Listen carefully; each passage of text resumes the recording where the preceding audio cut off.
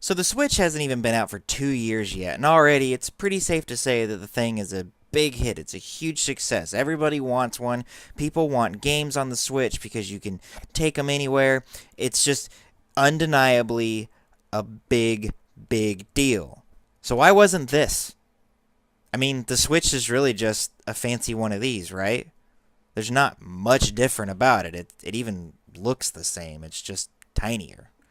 Why didn't this succeed where the Switch has? And I think the answer to that is all about the games that get put on it. First of all, the Switch is a home console that you just happen to be able to take with you. And it's real easy to play those games on your TV just as it is to play them while sitting on the toilet or wherever it is you're going to be playing them. That, on the other hand, was not that easy to hook up to the TV. You could buy a cable and plug it into the bottom and have that plugged into the TV, but that's just not quite as seamless as dropping your Switch inside this dock that's just always there, popping the controllers off, or not even having to pop the controllers off. Just go pick up another controller that you've got laying around and play the game. And there it is. It's that easy. It's that simple. Another thing that the Vita just didn't get quite right was trying to do crossplay. You could play Vita games on your PS4 or on your PS3, but then you had to have a copy of the game for the PS3 or the PS4 in addition to the Vita, and you had to upload your saves up to PlayStation Network and then download them back to the PlayStation 3 or 4. And yeah, sure, that's pretty easy and seamless, but it's still an extra step that you've got to go through that the Switch doesn't have. Another big problem with the Vita was games that were developed for the Vita specifically oftentimes were just dumbed down versions of PlayStation 3 or PlayStation 4 games.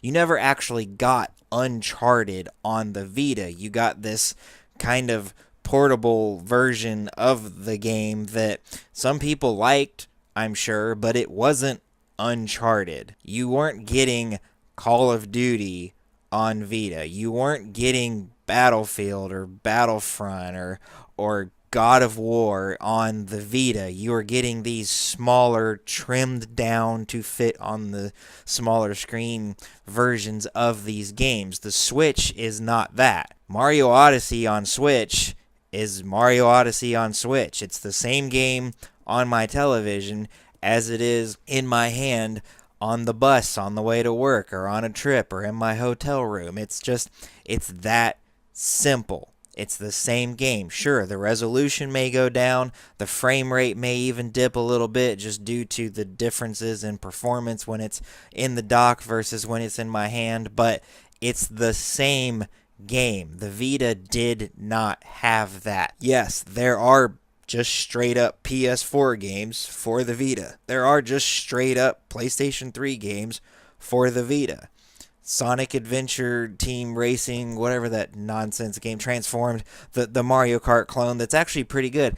I have it on this thing. It's the same game. It works really well. It feels really good in my hand. This is a nice, solid piece of hardware. I'm not crazy about the thumbsticks all the time, but it's a good piece of hardware. The problem, I really do believe, isn't with this thing itself. I think it's with the game design philosophy that Sony and the developers who develop games for the PlayStation platform had with this thing that Nintendo has been perfecting since the 80s with the original Game Boy. You had Super Mario Land, and yeah, it was a different Mario game, but it still felt like a Mario game, and it also worked in a portable mode. Nintendo's been designing games around this portability idea for decades, and they've got it down. It's got to be easy to pick up and easy to walk away from, and Vita games just weren't that. They were trying to do this big console thing on the handheld, and it just didn't really work. Now, sure, that comes with its problems. Yesterday, I did a thing about Breath of the Wild, and one of the things that I criticized Breath of the Wild for is they got rid of the big dungeons that Zelda is known for in favor of the smaller shrines. But there's a reason Nintendo did that. Nintendo knew people who are playing Breath of the Wild are going to need to be able to get into this game and get out of it quickly. And if they have to spend 30 minutes or even an hour trying to get through this really long dungeon, they're not really going to be able to play it on the go. People will try to play it on on the go, and sure, it's easy to just put the Switch to sleep and stick it in a bag and forget about it until the next time that you come back to it. But if you've ever paused a game like Zelda or Final Fantasy and gone off for a couple of hours, and maybe you didn't come back until the next day, and you turn it back on, you know what it's like to be like, okay, wait, what was I doing? And it's frustrating. It's especially frustrating if you do that and you spend days, weeks, even months before you get back to it, just for whatever reason. And then you have no idea what you were doing. And Breath of the Wild doesn't suffer for that. You know, hey, here I am in this world, and I just need to go find a shrine. And once I find it, if I don't have time to actually do the shrine, then I can save where I'm at, and I can come back to it, and I'm not really lost. Because there's just stuff everywhere. And Mario Odyssey is the exact same way.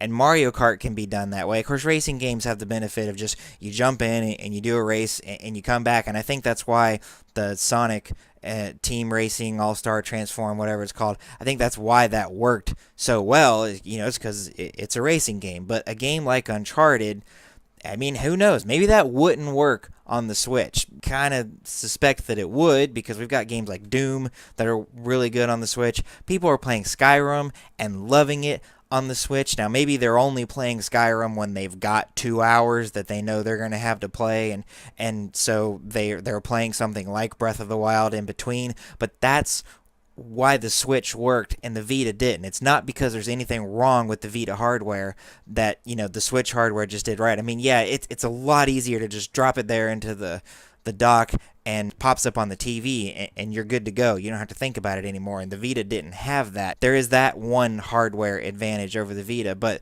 the biggest problem with the Vita is the philosophy in game design that Sony has and that Nintendo doesn't have. And it's Nintendo gets that you've got to tailor your gameplay experiences to the hardware that you're developing it for. Sony doesn't really do that. Microsoft doesn't really do that either. Microsoft tried with the Kinect and it just didn't really land with players. But that's the fundamental difference between really Nintendo and almost every single other developer out there. Yeah, there's a lot of indie developers that have been playing Nintendo games since they were kids, and they get it because they've been studying these things for forever.